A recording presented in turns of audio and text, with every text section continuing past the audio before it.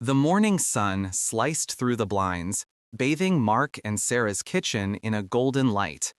The aroma of freshly brewed coffee mingled with the faint scent of pancakes that Sarah was deftly flipping on the griddle. Her rounded belly, noticeable beneath a loose-fitting t-shirt, was a silent reminder of the miracle to come, filling their every day with anticipation. Mark walked up behind her, wrapping his arms around her and placing a palm on her stomach. He felt the fluttery movements and a wave of warmth ran through his body.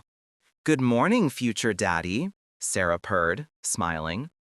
Her smile always struck him as the most genuine and luminous thing in the world. "Good morning, my hero," he replied, kissing her temple.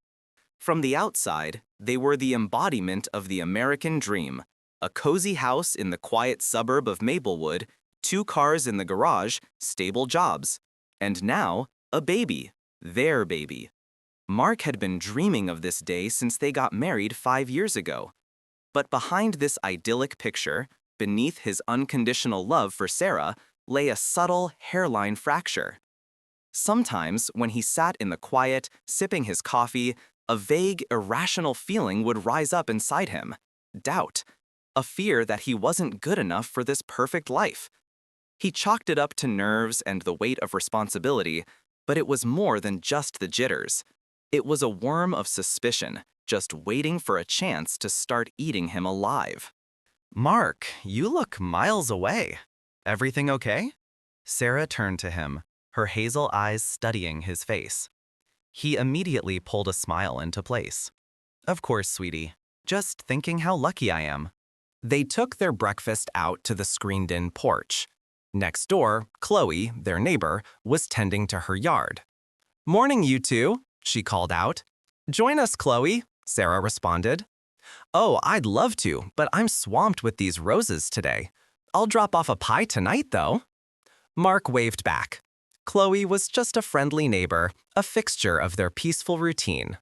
The scent of her favorite lavender candle usually greeted Mark like a soothing balm. But today, when he stepped into the entryway, the house was silent. He walked further in and heard a muffled voice coming from the bedroom. The door was cracked open just a couple of inches. Mark froze. Sarah was on the phone, but not in the light tone she used with her girlfriends. Her voice was low, almost a whisper. "Yes, David," he heard. His stomach clenched. David? Mark racked his brain. A colleague? A distant relative? He didn't remember any David. Being careful not to creak the floorboards, he edged closer to the door. "Our little secret. No one can know. Especially Mark. It's not the right time." His world tilted. "Our secret. No one can know. Especially Mark." The words hammered into him like nails, his pregnant wife whispering secrets to a stranger. He backed away into the hallway, slamming the front door loudly to simulate having just walked in. Sarah came out of the bedroom a minute later, smiling, but Mark noticed a slight flush on her cheeks. "Hey, honey, you're home early." "Yeah, decided to wrap up sooner," he managed, feeling a cold knot swell inside him. The evening passed in a fog. Mark watched Sarah, looking for signs of deceit, and his paranoia drew what might not have been there. He poured himself a glass of whiskey, then another. The alcohol didn't calm him, it only fueled his suspicion. When Sarah fell asleep, Mark lay beside her, listening to the pounding of his own heart. He had to check. Paranoia whispered that he had the right to know the truth. He took her phone from the nightstand. He knew the password. The screen flashed, illuminating his strained face. Messaging apps, email. He scrolled, feeling like a thief. And he found it. A chat named David. The message had arrived this afternoon, shortly before he got home. "So, how is he? Did Mark suspect anything?" "We agreed, not a word yet. This needs to stay between us." Mark read it 3 times. Did Mark suspect anything? This was direct evidence of a conspiracy. Blood rushed to his head. He put the phone back, his hands shaking. He wanted to wake her up, yell, demand an answer. But the fear of hearing confirmation of infidelity shackled him. He left the bedroom, grabbed the whiskey bottle, and headed out to the backyard. The night air did nothing to cool his fury.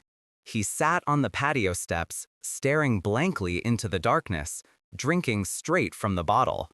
A secret. David. She was lying. A light came on the next-door porch. A door creaked. Chloe stepped out with a cigarette, wrapped in a blanket. She noticed Mark's silhouette and walked over to the low fence. "Mark, everything all right?" Her voice sounded surprised. She clearly didn't expect to see him out here at this hour. He raised his heavy gaze to her. The alcohol and the pain loosened his tongue. "No, Chloe, nothing's goddamn all right." She put out the cigarette and came closer. "You look terrible. Want to come over? I've got ice for that whiskey, and I think you need to talk."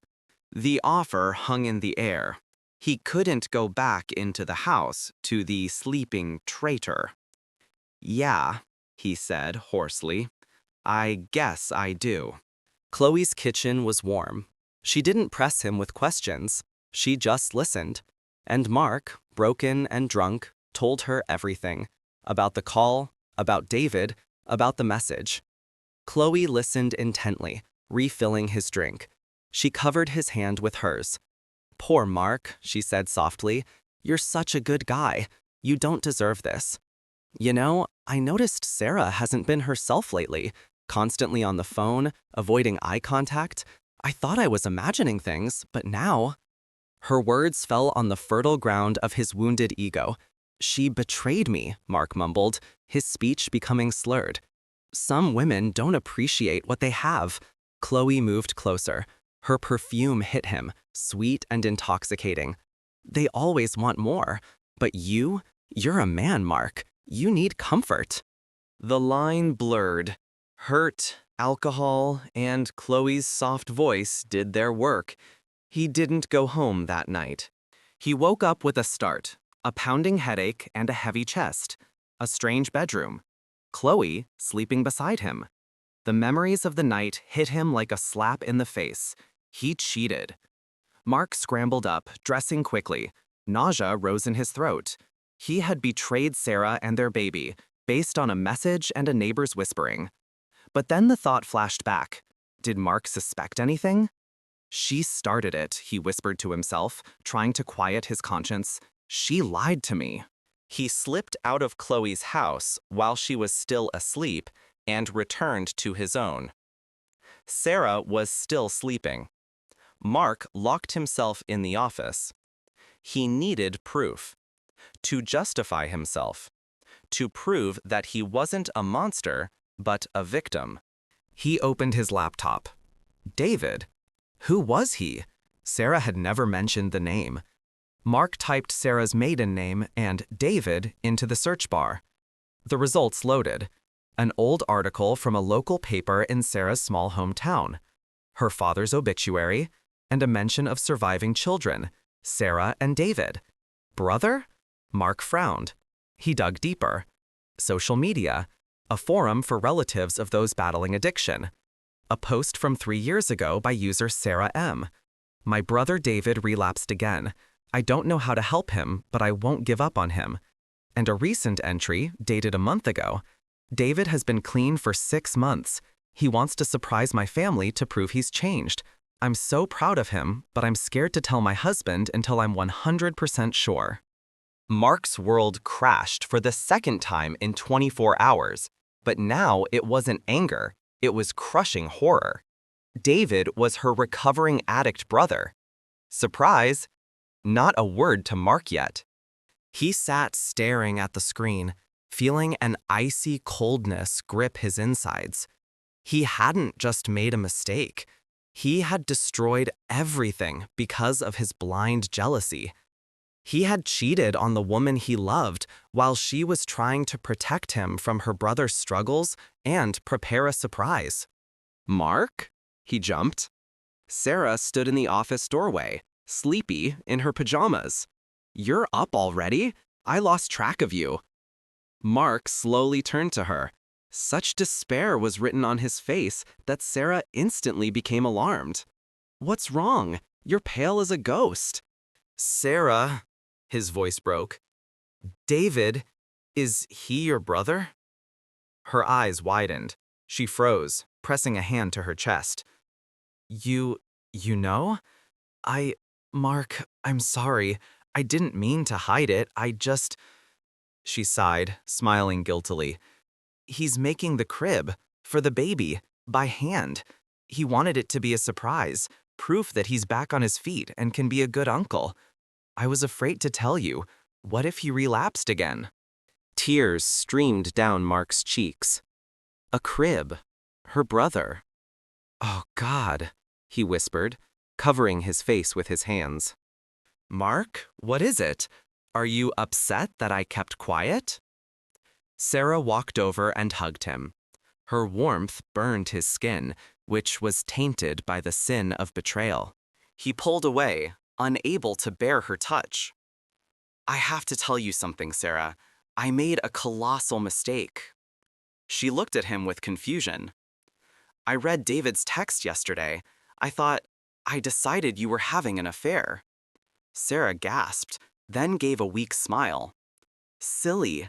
You were jealous? That's why you were acting so weird? I wasn't just jealous, Sarah. Mark stared at the floor. I got drunk, and I went to Chloe's. The silence in the room became deafening. To Chloe's? Sarah's voice trembled. Why? I thought you betrayed me. Chloe was there. She listened. She kept pouring the whiskey. Mark, what did you do? Now there was fear in her voice. I slept with her. Sarah recoiled as if struck. She clutched her stomach, her face gray. No, she whispered. You couldn't have. I thought I was getting revenge, but I was wrong. I was wrong about everything. Sarah looked at him, and the light died in her eyes. There were no screams, no hysterics, only the quiet sound of a heart shattering. Get out, she whispered. Sarah, please. Get out! Go! She screamed, and the cry was so full of pain that Mark dared not object.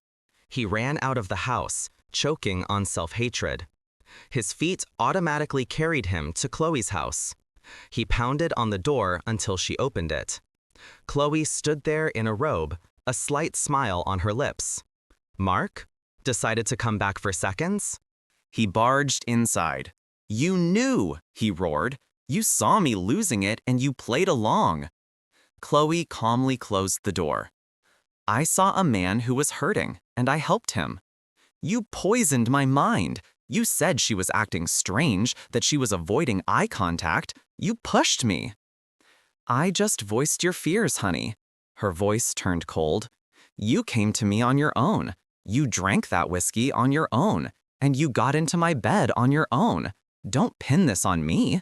You were looking for an excuse, and you found one. David is her brother, Mark spat out. He's building a crib for our baby. For a fraction of a second, surprise flickered across Chloe's face, but it was immediately replaced by indifference. What an irony, she smirked. Well, now you know.